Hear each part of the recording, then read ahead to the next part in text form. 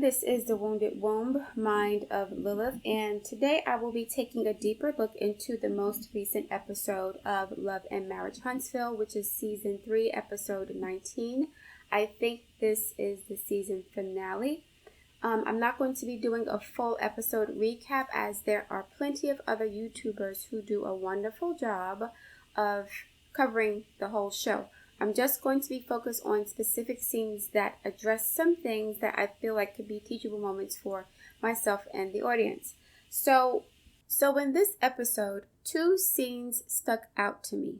The first was when Tiffany was being confronted by the women about not being transparent enough, and the second scene was the argument between Destiny and Melody about some village. So when Tisha, Kimmy, and Destiny confronted Tiffany about not being transparent enough, no matter how many attempts she made to be as honest as possible about the questions they were asking her, the reason why they were never satisfied with her responses is because they went behind Tiffany's back and did their own research about her business, and they know things about her that she does not know they know. So instead of being honest about that, because that would make them look petty, jealous, insecure, and trifling, they're going to keep goading her and keep prodding her for more information about something. Be more transparent about what? I have a whole full life. I have a career. I have a child. I have a husband. I'm 30-something years old. What more transparent do you want me to be? Or do you want me to tell you something specific that you know about me that you think I would be embarrassed about so you can feel better about yourself? That's what I think. Because to be honest, I know more about Tiffany than I do Destiny. And none of the cast members are asking Destiny to be more transparent about her relationship with LeBerick and why they got divorced after a year and why he hasn't been on the show this whole season. But they're all in Tiffany's mouth and her business. Not because of what she hasn't told them, but because of what they know about her that would make her look bad and how they came about that information. So the whole transparency movement, right? The whole, we want you to tell us about your business situation is not about them wanting to get to know her better. It's about them wanting to know something about her that she may be embarrassed about that would make them feel better about themselves. And this is why I don't have a lot of female friends. If you carry yourself a certain way and you look a certain way, or you have a certain level of intelligence or education or something that women feel insecure about, they will literally go behind your back to find out something unsavory about you just so they can weaponize it against you, like the way Tisha did to Melody when she told her about the BMW that her husband bought. Now, Tisha knew about the BMW, but she didn't know about Marceau giving the mistress money for Martel. She didn't know about that, though. She didn't know why Melody would be upset with her about that. But she knew that the BMW was bought. Okay?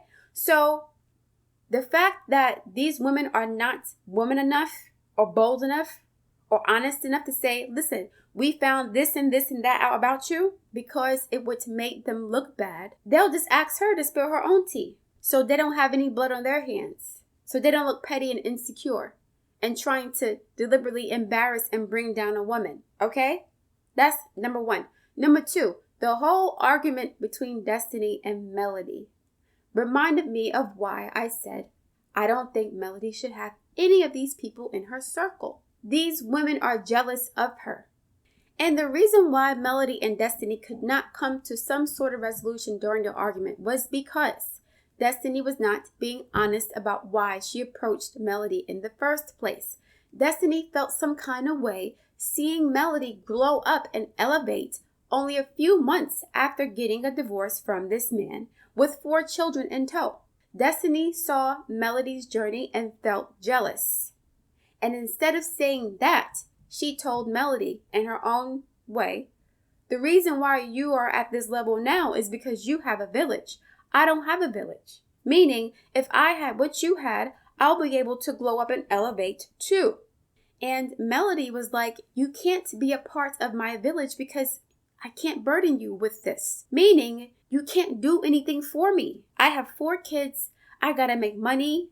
I have a whole situation that needs to be reconfigured because of my divorce. You don't have the capacity or the resources to help me the way that I need you to. So even though I'm here for you, I can't put you in that same space. It wouldn't be fair to you to do that. And that's another way of Melody saying that our relationship is lopsided. I can do more for you than you can do for me. And that's the way it is with all of Melody's relationships. Melody does more for the people around her than they do for her. And on top of that, you have a mistress that is now trying to ride your coattails to get her own platform.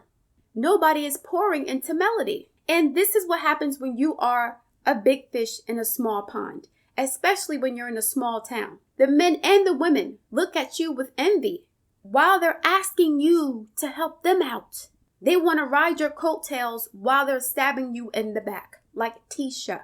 This is why when rappers go back to their small towns and they help their manses out, the manses get jealous. And then they end up shooting and killing or setting up the rapper to be killed because of the jealousy. And this is the reason why so many rappers, they don't go back to the hood.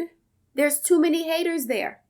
So now Melody has a bunch of people around her who want to be her, but also need her to elevate their game. A few weeks ago, I discussed the reason why Melody needed to be a bitch. Because she is surrounded by people who are jealous of her and who will, at the same time being jealous of her, use her for her gifts, for her work ethic, for her intellect, while at the same time working behind her back to sabotage her, but wanting to be in proximity to her and associated with her because of her brand and her status. What has Tisha done for Melody? Ever? What has Destiny done for Melody? What has Kimmy done for Melody? Destiny, yes, she's there and she referees between Martell and Melody, but that's a strategic situation. If Melody was down and out and down on her luck and didn't have anything going for her, I don't think she would be as supportive of Melody, honestly. Oh my God, can you imagine being around a bunch of people who are jealous of you, but at the same time pretending to be your friend so they can get what you have? Have you guys noticed that Destiny and Tisha want to be Melody's friends so badly? Tisha was literally crying and pouting and, upset that Melody didn't have the time to give to her in their relationship. She felt some kind of way, like she was entitled to Melody's time and attention as if she owned Melody. Destiny, the same thing. Yes, Destiny appears to be supportive, but I think Melody can see that the relationship is imbalanced. So Destiny is there to serve her purpose. She's there to be the referee between Martell and Melody. That's the only thing she can do for Melody at this point. I have never seen Melody go on this show and sabotage anybody. She built this platform for her castmates who are also hating on her. That is crazy to me. That's crazy. So the argument between Destiny and Melody was not going to be resolved because they were not being honest. Mainly, Destiny was not being honest about what her real problem was, which was the fact that she felt like she could not be on Melody's level. And she saw the contrast between what Melody has done since her divorce from Martell and what she has done since her divorce from Martell. But I don't see Melody throwing that in anybody's face. Melody has made it her business to try to help the people around her. That's why they want to be around her. That's why they keep asking to be around her. That's why they feel some kind of way when she doesn't pay them any attention. If somebody ignored Melody, Melody would probably ignore them back. Like, okay, well, you got your own thing going on. So do I. I'll go about my business. And that's it. But when Melody does not show up the way that people expect her to, based on what they want from her, it's a problem. This is how you know all the shade and the hate around Melody, her attitude, and the way she treats people is bullshit. Because there are plenty of other reality stars who don't do shit, who've never built anything, and they walk around just bragging about the bags and the shoes and the money they have, and they get so much love. But Melody has actually built a successful business, a reality show, and all this stuff, and she's been through so much more than most of these reality stars have. And she gets so much hate because she's confident about her shit. I'm not saying she's perfect at all, But considering the situation and the circumstances around her and the people she has around her, she has to be this way. Besides her brother Marcus and her mother, there's no safety net for her. If Melody showed weakness and fell down and was broken by her divorce from Martell, do you know how many women would be celebrating that and be happy about that and brag about it? So Melody is like, you know what? Bet. I'll show you guys. Now, I don't think that this is the best way to go about doing it. I think Melody is operating on fumes right now, and she is motivated by trying to prove everybody wrong, right? That's not a good foundation for anything, a business, a career, nothing. But at the same time, I get it, because she's been through a lot, and there are people around her who helped to facilitate her divorce. And the same people are still biting off of her. She's feeding a whole freaking village. That's crazy. She's feeding the mistress. She's feeding Martell. She's feeding Tisha. Kimmy already had her career, but she's still helping her out. She's feeding Destiny. She brought Tiffany on the show. Who is giving anything to Melody besides her brother and her mom, who's family? You know, if I were Melody, I would be on guard all of the time. I wouldn't trust anybody around me, especially in a small town.